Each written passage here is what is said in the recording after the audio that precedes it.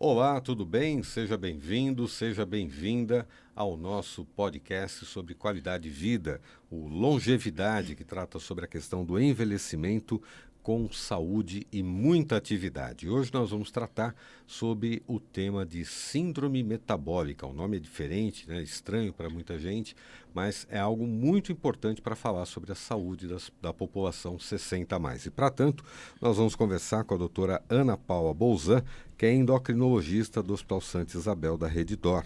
Como vai, doutora? Tudo bem? Tudo bem, obrigada.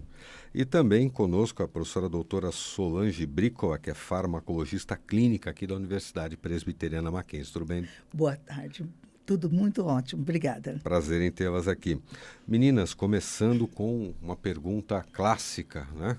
Que nós chamaríamos do lead em jornalismo, que é a pergunta sobre o que é síndrome metabólica. Nós ouvimos isso em várias circunstâncias, até aqui no próprio programa outros colegas já citaram essa situação, mas tecnicamente, para que os nossos ouvintes e espectadores saibam, como nós podemos definir isso? Certo, acho que para começar, essa é uma das perguntas mais importantes justamente para a gente definir. Porque às vezes, apesar de ser amplamente divulgado, muitas vezes a gente tem dificuldade de entender o que essa síndrome engloba, né? Às vezes a gente pode pensar que são só alterações ali de um metabolismo mais rápido, metabolismo mais lento, mas na verdade é um conjunto de doenças que tem como principal fator de risco o excesso de peso, então sobrepeso, obesidade, principalmente o que a gente usa de termo técnico de uma obesidade visceral, que é aquela gordura acumulada principalmente na região abdominal, que a gente observa principalmente na população mais idosa Tradicional mesmo. barriguinha. Exatamente. Ou barrigão. Né? Exato, isso mesmo. Além da pochete. Acima da pochete. Além disso, exatamente. Que vai levar a uma série de alterações, principalmente relacionadas à pressão alta, alterações de glicemia, pré-diabetes, diabetes e do metabolismo do colesterol e dos triglicérides. Então, um conjunto ali de doenças, principalmente essas três que eu citei, pressão alta, diabetes e colesterol, associados ao excesso de peso, principalmente essa gordura da barriguinha. Só aproveitar, quando a gente fala em síndrome metabólica, a gente está falando do metabolismo. E só para ajudar quem está nos acompanhando, o metabolismo, na realidade, é o processamento do organismo, né? Toda a forma de processar a alimentação, sangue, enzimas, enfim. Todo o processamento, professora, posso chamar assim de uma forma muito vulgar? Não. Não é vulgar. Talvez coloquial demais, né? Porque o metabolismo, a definição para a gente são outras. Quando a gente fala no medicamento, por exemplo, a gente fala na tal da farmacocinética, que é o quê? Absorção, distribuição, metabolização desse medicamento e depois excreção. E aqui na síndrome metabólica o contexto é outro. Exato, né? Acho que engloba mais as doenças metabólicas. As trazidas doenças, ali que trazem problemas ao organismo. Isso. Nós citamos a questão da obesidade. Infelizmente, se nós olharmos a população mundial, nós temos aí uma epidemia, né? Com o problema da obesidade. Certeza, principalmente se nós olharmos o fato de que é muito mais barato comer um lanche de um fast food do que comer um prato de comida, não saudável. Só no Brasil, em qualquer lugar. Com né? certeza. Se for ainda para produzir em casa, mesmo que seja um pouco mais barato, também demanda tempo e gastos. Né? Quer dizer, de uma forma geral, as pessoas andam correndo muito, têm uma vida muito atribulada, saem cedo, voltam muito tarde, muitos estudam. Quer dizer, de uma forma geral, tudo conspira para piorar. Sim. Agora, como é que a gente consegue trabalhar isso de uma forma contrária, até para tentar equilibrar esse jogo, professora?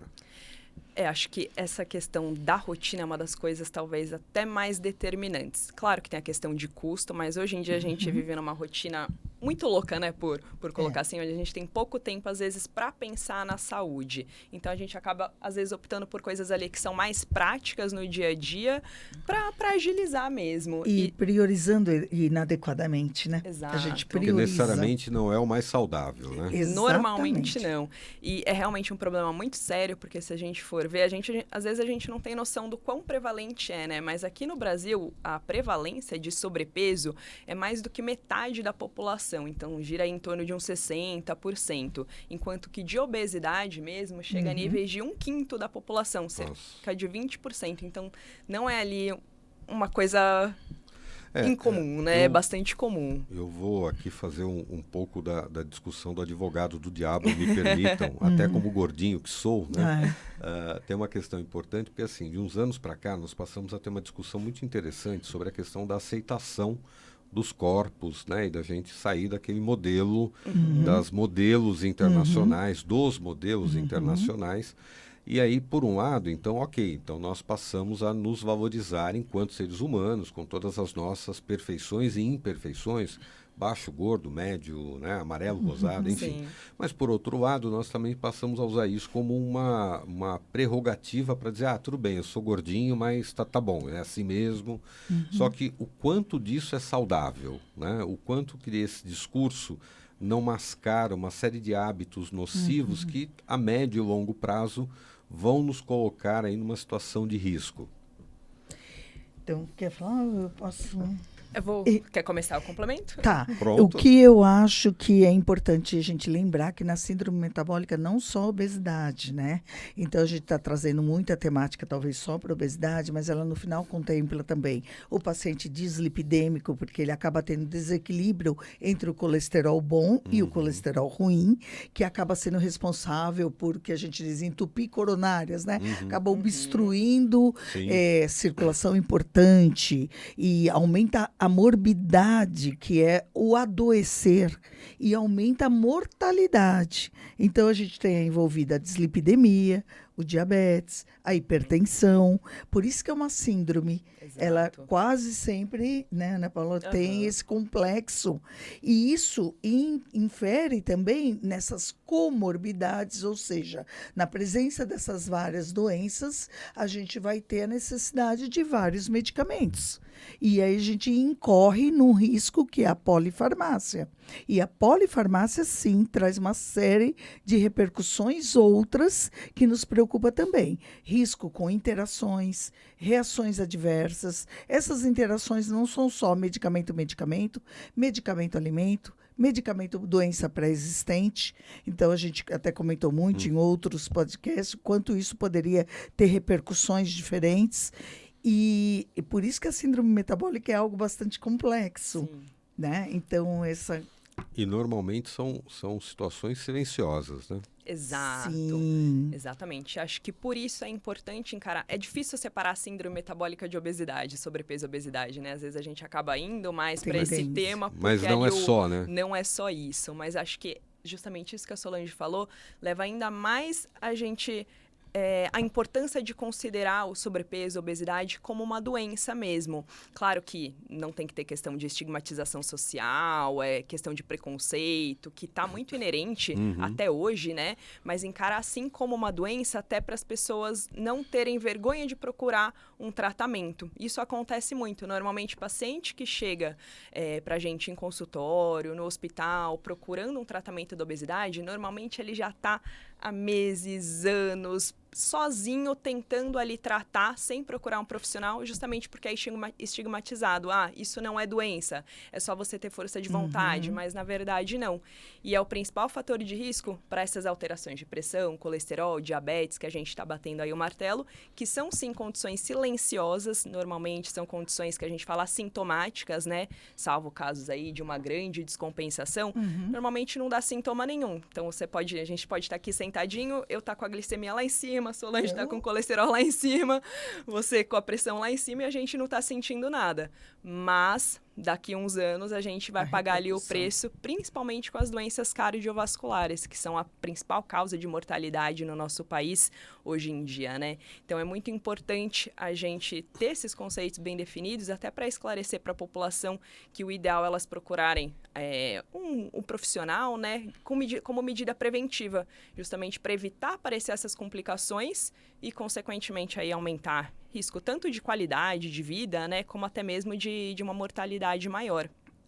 Eu já ouvi uma situação assim, professora, esse negócio de ficar fazendo exames, esse negócio, quem procura acha, então eu não vou procurar que é para não achar. Essa é uma discussão complexa, porque hoje no ensino da medicina a gente combate essa postura de só fazer diagnóstico baseado em exames, né? Fazer uma grande solicitação de exames em detrimento de fazer um diagnóstico pela clínica. E a clínica permanece soberana.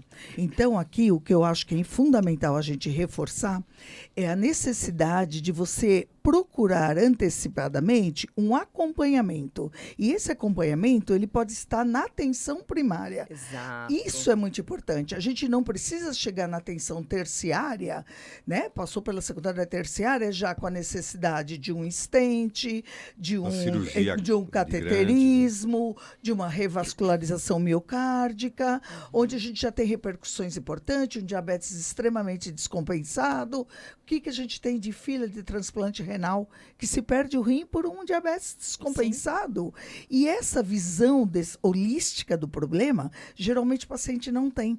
Por quê? Porque são doenças insidiosas, silenciosas. Não coça, não dói, não arde, a obesidade aparece. Agora, é aquilo que os pacientes chegam para a gente. Acho que hoje a minha pressão está alta, eu acordei diferente, uma dor na nuca. Acho que hoje eu não estou bem também de diabetes, eu estou com muita sede, estou bebendo muita água. Toda hora eu estou fazendo xixi. Descompensação, já é a descompensação da doença. E isso poderia ter um trajeto diferente, um fluxo, uma história diferente, se ele fizesse simplesmente acompanhamento na UBS, na Unidade Básica de Saúde, ali no postinho, a orientação por esse médico da atenção primária, controlando essa situação da obesidade e impedindo que isso evoluísse desta forma para a síndrome metabólica e conseguiria uma qualidade de vida infinitamente melhor. Né? Agora, desculpa, pois não. Não, ia só complementar, isso é importante até em questão de saúde pública mesmo, né? Exato. É muito mais barato eu tratar um diabetes ali em estágio inicial do que custear uma internação em UTI de um paciente pós-cateterismo, porque infartou em decorrência daquele diabetes que poderia ter sido tratado anos atrás. E doenças crônicas, né? Então, a população mais velha acaba sendo a mais vulnerável, a mais exposta a essas complicações. Professora, mas também não há uma questão prática. Por exemplo, o paciente, muitas vezes, ele precisa de um autoconhecimento para detectar esses processos e mudar, muitas vezes, atividades que ele faz ou hábitos que ele tem que são muito nocivos, né? E de uma forma geral, é muito complexo, porque a pessoa fala, putz, mas eu vou deixar de comer o meu pãozinho, vou parar o meu churrasco, vou tirar a minha cerveja. Então, até que ponto é importante também chamar a atenção de que quanto mais cedo chega nisso, menos eu tenho que cortar. Exatamente. Né? Porque chega num momento de crise, numa situação muito grave, aí eu tenho que cortar tudo. Exatamente. É aquele clichê, né? A vida é equilíbrio. Então, se a gente já tem essa visão ali desde o início, quando chega lá na frente, realmente são mudanças menos radicais que a gente precisa fazer. E quero aproveitar até para colocar uma situação em relação à população 60+, né? Que é até o nosso objetivo aqui, que é muito importante a gente diferenciar a senescência da senilidade, né? Acho que isso é importante, porque a senescência é um processo fisiológico normal do envelhecimento, que todo mundo vai passar. Diferente da senilidade, que aí são os processos patológicos, então de doença mesmo relacionada ao envelhecimento. Porque às vezes a gente acha que é normal a pessoa mais velha ter a pressão um pouco mais alta, ter ali um pré-diabetes, glicemia um pouco mais alta, e aí vai deixando. Sendo que se a intervenção fosse mais precoce, então a gente tem isso muito bem estabelecido. Envelhecimento não é igual à doença, é uma coisa fisiológica, natural. Doença é outra coisa que a gente precisa intervir desde o início. E se desde o início a gente ter esse estímulo mesmo para um estilo de vida mais saudável, tanto de prática de dieta saudável, alimentação, atividade física regular, desde o início, no longo prazo a gente tem bons resultados e sem a necessidade dessas grandes restrições aí que você bem colocou. Acho que também é importante lembrar que esse processo é um processo contínuo, né? As pessoas às vezes acham, não, eu fui lá no médico, fiz os exames, estou tomando remédio, pronto, né? Não é só isso, é um processo, né? É um processo e é um processo que vai exigir muito das pessoas mesmo. Tanto que a gente fala, é muito mais difícil mudança de estilo de vida do que adesão ao medicamento.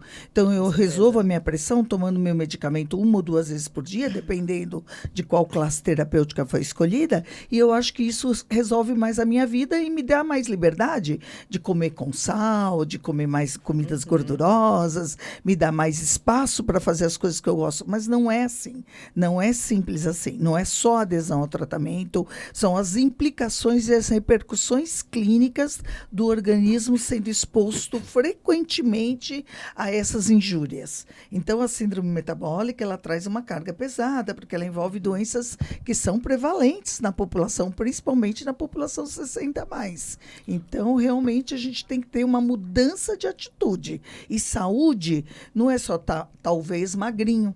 Né? Isso não significa que você não esteja hipertenso ou que você tenha uma dislipidemia muito importante, né? E doenças cardiovasculares importantes. Então, vamos ter outros momentos para discutir esse aspecto, inclusive, e é fundamental que se leve em consideração que não é só a obesidade que é o estigma da síndrome metabólica. Então, mudança de estilo de vida é importante, a tal da dieta saudável, mas saudável para o quê? É hipertenso, é dislipidêmico ou é diabético? Então, é difícil quando eu tinha um paciente diabético até que falava, mas eu sou vegetariano. E com aquela barriguinha bem, eu sou vegetariano, como é que pode acontecer isso? Eu já não como carne, não como peixe, não como nada. Não, mas comi muito carboidrato que se transforma em muita glicose. Muita massa, muito pão, muito macarrão. Macarrão, farofa, arroz, batata frita, berinjela, E aí, isso se transforma carboidrato em açúcar, e o açúcar transforma no diabetes, e o diabetes descompensado, casando até com o que acabou de sair daqui das doenças hepáticas, evoluindo por uma cirrose por NASH, que é uma cirrose não alcoólica, de um paciente que era abstêmio, mas que teve uma esteatose hepática por uma diabetes descompensada. Então, essas implicações nunca vai passar direto na cabeça do nosso paciente. Então, quem terá essa visão holística de tudo? O monitoramento, a visita à atenção primária de saúde, o acompanhamento na base, para a gente evitar situações nessa escalada crescente de complexidade. Em se falando sobre a questão da diabetes, só um ponto que me chama a atenção, vocês citaram aí a situação da pré-diabetes, né? Eu tenho amigos em situação de que eu estou pré-diabético. E aí eu ouvi de um colega médico dizendo assim, esse papo de pré-diabético é meio tentar tapar o sol com a peneira, porque o pré-diabético é diabético, então tem que tomar os mesmos cuidados, tomar medicação, mas tomar os mesmos cuidados, né? Porque senão o cidadão acha que está pré-diabético, ele tem um salvo-conduto para estar acima do diabético, né? Não, então, assim, ele vai evoluir, se não tomar cuidado, para uma diabetes 100%, né? Isso é um termo, né? A Ana Paula pode falar até melhor que eu, é um termo usado por conta da classificação no exame. Então, ele tem uma glicemia de jejum que não está abaixo de 100, mas também não está acima de 126. Então, se ele faz uma glicemia de jejum somente, ou um exame que é a hemoglobina glicada, que pode ter ali inferindo já que ele tem uma tendência ao diabetes, mas existe um outro exame melhor que vai poder fazer isso, que é a curva glicêmica. A curva glicêmica que vai ver a tolerância oral à glicose, que é aquele que é copo brabo, de açúcar né? Esse é brabo para fazer. 2 horas, você toma o equivalente a uma refeição em glicose, marca ali no tempo zero. Não é palatável, espera 2 horas. No exame, né? Mas ele vai ver como estava a sua glicemia no tempo zero em jejum, como ficou ali depois de 1 hora, né? Sobrecarga. E isso pode, no final, fechar um diagnóstico, porque enquanto ele estiver ali no limbo, entre 99 e 126, ele é um pré-diabético. E talvez nem medicamentos ainda nessa fase. Talvez a gente consiga trabalhar com a mudança de estilo de vida. Não é? Você ponto quer acrescentar? Por favor. Acho que o termo pré-diabetes ele é bastante discutível mesmo. Até em congresso, quando tem temas sobre isso, é bastante discutível, porque quando a gente coloca o pré na frente, dá a impressão de que ainda não é doença, né? Que é um estágio ali... Tô beirando, na mas antessala, ainda... né? É o tal do salvo-conduto. Mas não tô doente. Mas, na verdade, não. Pré-diabetes, você já tem alteração do metabolismo da glicemia. Então, já é considerado doença e que precisa da intervenção. em alguns pontos, quando a gente até divide o pré-diabetes no mais inicial e já ali com maior risco de evoluir para um diabetes. Mas em alguns casos, a gente tenta investir realmente primeiro na mudança de estilo de vida, que muitas vezes a gente consegue reverter aí, controlar sem a necessidade de entrar com medicação. Mas já é sim, isso é importante ter bem definido, que já é sim uma doença que é necessária intervenção. Glicose, Exato. né? Tem resistência à insulina. Exatamente. Já é uma mudança. Sobre essa questão da síndrome metabólica, os exames, a necessidade de acompanhamento, as pessoas muitas vezes falam, mas que chato, eu vou ter que ir lá no médico, mas eu vou ter que fazer o exame. O sistema público de saúde tem os seus gargalos, mas de uma forma geral está preparado para atender. Nossa, né? eu sou uma defensora do SUS. Eu já Com saio certeza. falando que eu sou uma defensora Todos somos. não é? Do SUS, da atenção primária. Que seria de nós, Brasil, se não tivéssemos um sistema como esse? Se fosse igual aos Extremamente. norte-americanos, não estaríamos aqui, né? Exatamente. Somos referências, né? Somos Pros referência outros em várias países. coisas, né? Referência em Programa Nacional de Vacinação, referência, nós nos tornamos os melhores para tratar a AIDS, Sim. né? Hoje a AIDS é uma doença crônica, não é mais uma sentença de morte. Então, o SUS está extremamente equiparado para isso, preparado, profissionais. O médico da atenção primária é um profissional com uma visão holística, sistêmica, tem a enfermeira, tem o agente comunitário de saúde. Então, isso faz toda a diferença. E tem toda a medicação. Nós temos uma relação que chama RENAME, Relação Nacional de Medicamentos Essenciais, que estão ali. Não, fora a RENAME, que tem todos os medicamentos essenciais para tratar na atenção primária, a diabetes, a hipertensão, a dislipidemia, a obesidade. Que são dados de graça ou até mais em conta na farmácia. De graça no sistema de saúde público, no SUS, o de graças é entre aspas, porque a gente sabe que são nossos impostos. Sim. Mas seria um bom uso dos nossos Sim. impostos. Fora isso, quantas vezes, às vezes, está faltando? Não tem determinada insulina, não tem, ou o paciente não se adequa a uma metformina, 850 miligramas de liberação assim imediata. Na farmácia popular, onde a gente tem os convênios, aqui tem farmácia popular, você entra com a sua prescrição, tem direito ali por 6 meses e leva exatamente para essas condições: hipertensão, diabetes, dislipidemia, para asma, medicamentos 100% gratuitos no convênio do governo federal. E nós aqui no estado de São Paulo ainda temos mais. Nós temos o programa Dose Certa, que está nos metrôs, na estação de trem. Então, às vezes, quantas vezes eu estava no HC, no ambulatório, estava faltando uma insulina, alguma coisa, olha, aqui está em falta, mas você vai de metrô embora? Quando você entrar ali na estação Clínicas, já apresenta essa receita, que com essa receita lá está tendo o medicamento, você retira. Então, não é por falta de acesso. Sim. Né? E nós temos que saber utilizar o sistema. É muito mais uma ignorância pelo uso e talvez até um certo preconceito em fazer o acompanhamento. Sim, acho que sim. O preconceito, principalmente pela estigmatização. De novo, estou voltando para o sobrepeso e obesidade, mas é difícil não falar nesse tema, né? Então, da estigmatização social que tem por não se tratar de uma doença, quando na verdade é. E pelo fato das doenças associadas a ela, aquelas comorbidades que a gente está apontando aqui, mas só para reforçar. Diabetes, pré-diabetes, dislipidemia, que são as alterações do colesterol e a pressão alta, não darem sintoma nenhum. Então, muitas vezes a pessoa ela nem chega a procurar porque não está sentindo nada. E questão de sobrepeso ali acaba sendo, não é uma doença, então não tem por que eu procurar um profissional de saúde. Justamente por isso é tão importante a saúde da população em relação a isso, para buscar realmente o serviço num estágio ali de nível primário, para o diagnóstico e já tratamento em nível primário.